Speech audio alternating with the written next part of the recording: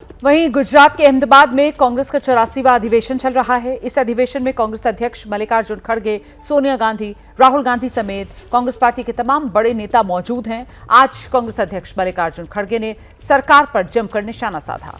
मल्लिकार्जुन खड़गे ने वक्फ कानून सहित दूसरे मुद्दों पर सरकार को घेरा। आरोप लगाया कि मोदी सरकार देश में सांप्रदायिकरण फैला रही है। रात के 5 बजे तक पार्लियामेंट चली, तो इससे सोचिए वो कितने गंभीरता से विषय को लेते हैं। अरे कोई सो रहा है, कोई बैठा हुआ है और कोई देख रहा है इधर उधर। ऐसे वक्त वो बिल आती है, जो बिल महत्वपूर्ण है लोकतंत्र में। ये रवैया सरकार का है, इसीलिए मैं कहूंगा लोकतंत्र को खत्म किया जा रहा है आहिस्ता आहिस्ता आहिस्ता।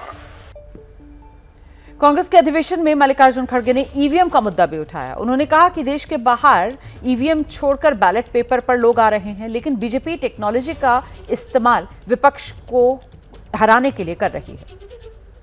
अरे आपने ऐसे टेक्निक बना लिए हैं कि जिससे आपको फायदा हो, अपोजिशन पार्टी को नुकसान हो।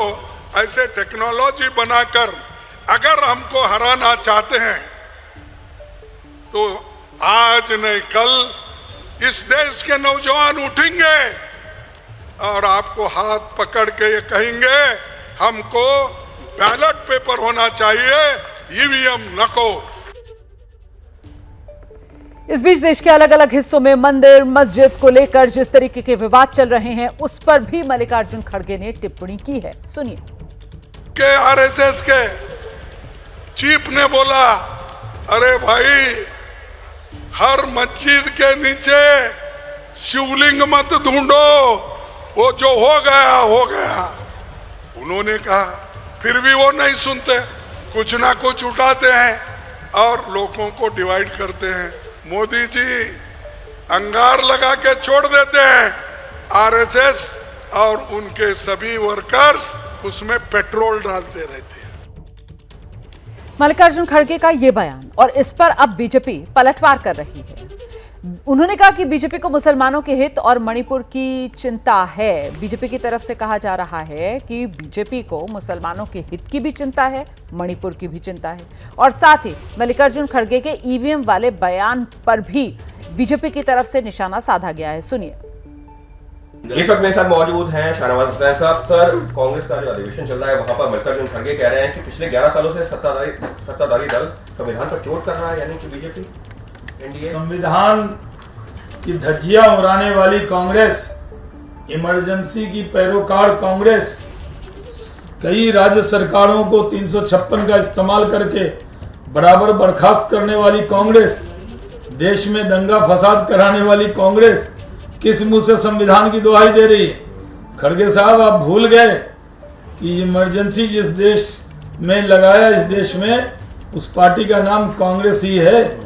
और आज संविधान की दुहाई मत दीजिए, आज आपको सब याद आ रहे हैं। सर, इसके साथ में खड़गे साहब कह रहे हैं कि सरकार सांप्रदायिक ध्रुवीकरण के लिए संसद में 3-4 बजे तक बहस कराती रही, यानी वक्फ कानून पर, लेकिन मणिपुर जैसे संवेदनशील मुद्दे पर रात में 4:30 बजे चर्चा शुरू करवाई गई। क्या है भाई, वक्फ मुस्लिम भाइयों के हित में अच्छा कानून लाने के लिए अगर हमने बहस कराई तो खड़गे साहब के पेट में दर्द क्यों हो रहा है? ये तो अच्छी नीयत से हम लोग बिल लेकर आए हैं, कांग्रेस के नियत में खोट रहती है, इसलिए ऐसा दिखता है। सर, वो तो ये भी कह रहे हैं कि एक दिन मोदी सरकार और खुद मोदी जी इस देश को बेचकर जाने वाले हैं, ऐसा मैं कहूंगा।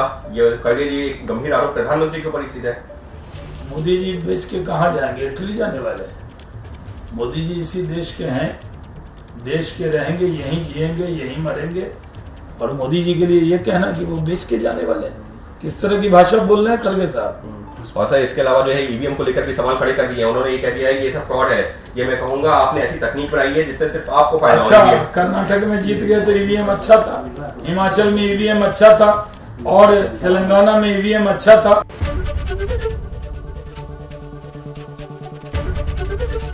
एबीपी गंगा, खबर आपकी, जुबान आपकी।